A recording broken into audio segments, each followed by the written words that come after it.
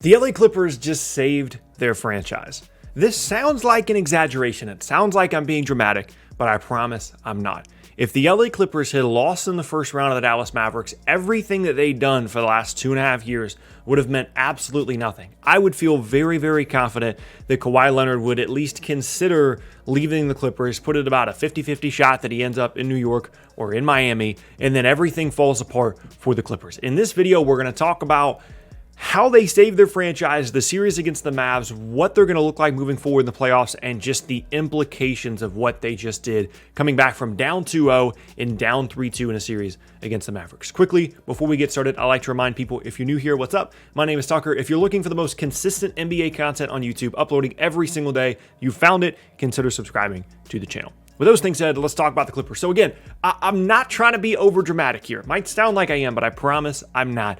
The scenario that we all kind of imagined in our mind when they traded for Kawhi Leonard, when they signed Kawhi Leonard, when they traded for Paul George, there was a disaster scenario that existed back then that we all recognized. And that was, you gave up all these picks, you gave up all these assets, and Kawhi Leonard and Paul George at the time had only signed on to play 2 seasons with the Clippers. Since then, Paul George has signed an extension. He's signed long-term, but Kawhi Leonard still has the opportunity to opt out and become a free agent this offseason. And with the way their season ended last year, after I thought they were going to win the title, they were clearly a very good team. They, worst case, should have made it to the conference finals and battled it out with the LA Lakers.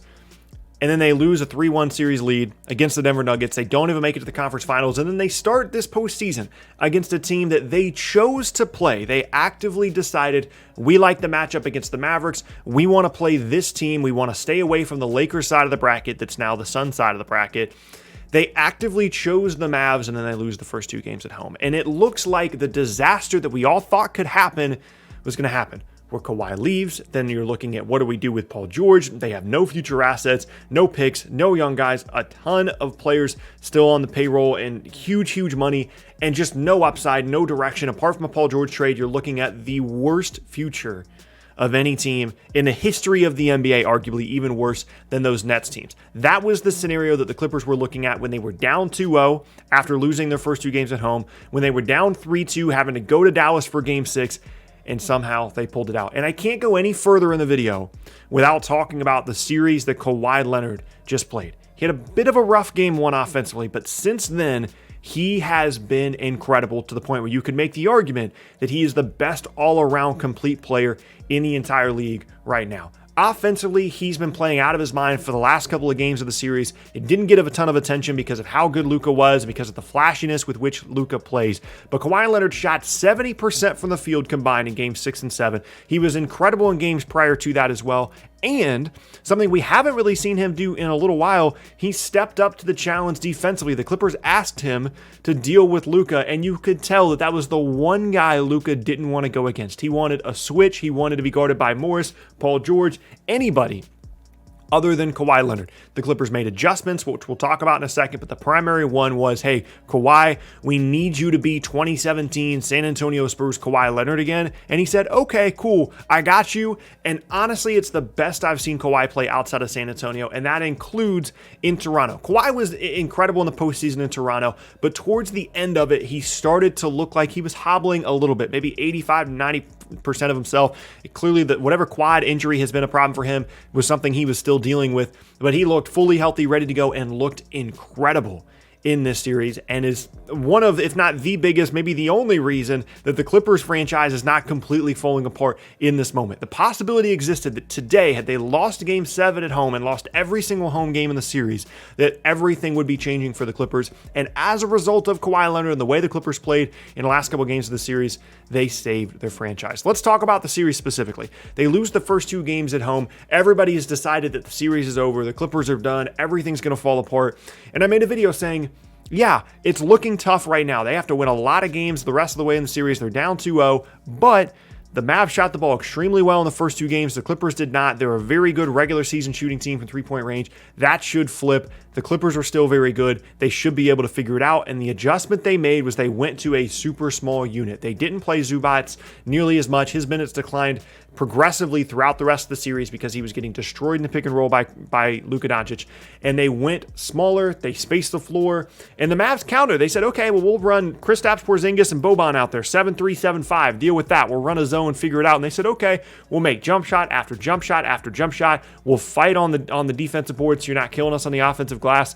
And they just figured it out. And it was in a way that I feel like is really symbolic because the Clippers are seen as this like soft team that lost a 3-1 lead last year, and they made all these excuses about the bubble, and then they go down 2-0, and they just don't have any fight in them. But they had to scratch and claw their way throughout the rest of the series where they're playing smaller. They're having to box guys out. They're trying to, they're having to really compete on the defensive glass. They're hitting tough mid-range jumpers. They're moving the ball well, and they looked really good. They look like a complete team. And I need to give a huge shout out to Ty Lue as well, who, by the way, has never lost a Game 7 as a head coach. He's 4-0. And the adjustments that him and his coaching staff made throughout the series worked incredibly well. He pushed all the right buttons, especially in Game 7. They go to the smaller unit, but then they don't play guys like Patrick Beverley. Rondo's minutes get cut.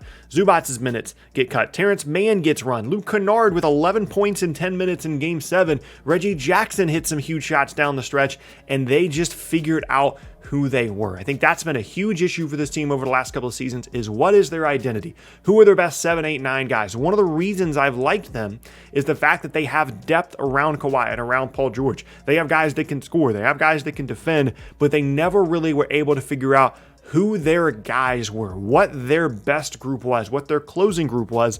And I think they've started to figure that out, and they kind of know what their 8-man rotation is going to be now moving forward. Now, as we look at the rest of the postseason for the Clippers, I think you could make the case that they have the best shot out of anybody in the West to make the finals. Let's go through the teams. First, they have a matchup against Utah. Utah is a very, very good team. There's nothing fluky about their season. It's the same thing with Phoenix. They're very, very good teams. Don't just look at them and say, oh, they're good regular season teams. They got the 1 and the 2 seed. They're incredible.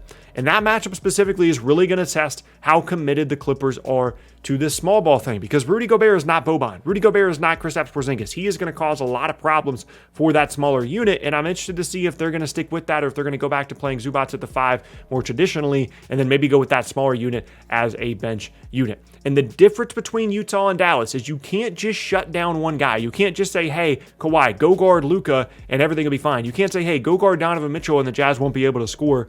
That's one of the strengths of this Utah team is you've got to deal with Donovan Mitchell. You've got to deal with Mike Conley, Jordan Clarkson off the bench, Bogdanovich, Joe Ingles. They have a lot of creation. They have a lot of shot making, and their defense is built around Rudy Gobert, and they're very good defensively as well. The Jazz are very, very different than the Mavericks. They're a two-way team. They play incredibly well on both sides of the ball. They have multiple playmakers. They shoot the ball incredibly well off the ball. And if the Clippers are not on their game from a shot-making perspective, from their defensive rotations, they can absolutely get destroyed by this Utah team. However, the Clippers have the advantage of having the best player in the series in Kawhi Leonard, and I think you can make the case that there's going to be a lot of positive momentum here for the Clippers moving forward into this series where they're looking at it like we have conquered what we needed to conquer, where we have this 3-1 lead hanging over us from last year, the bubble stuff, we lose the first 2 games, we're down 3-2, we've overcome all those things, we've figured out who we are as a team, and maybe moving forward, we can be the team that everybody thought that we would have been last postseason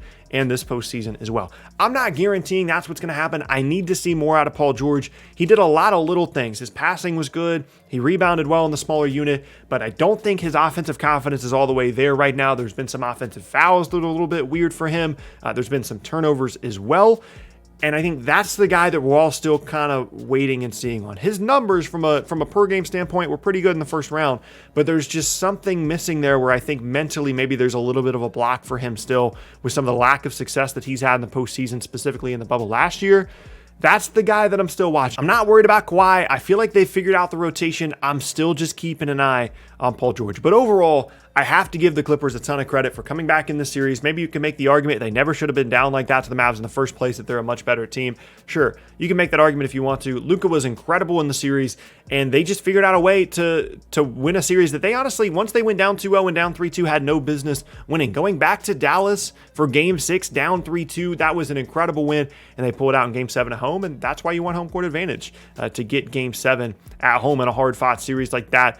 They chose who they wanted to play, and it looked like a disaster at first, but ultimately they were able to figure it out. A lot of people wrote them off. A lot of people got really dramatic about the Clippers thing, and they just showed that, no, I mean, we're a really good team. We've got Kawhi, we've got Paul George, we've got a lot of wings that we can, switch on to you defensively, make a lot of shots, and I'm very, very intrigued by what they could possibly do the rest of the way in the postseason. But that is going to be the end of today's video. I thank you guys very much for watching. Hope you enjoyed it. If you did, leave a like rating on it. Check out more videos from me. The box is on screen, and subscribe to the channel if you're new. Hope you guys have an awesome rest of your day. Once again, my name is Tucker, and I will see you all next time.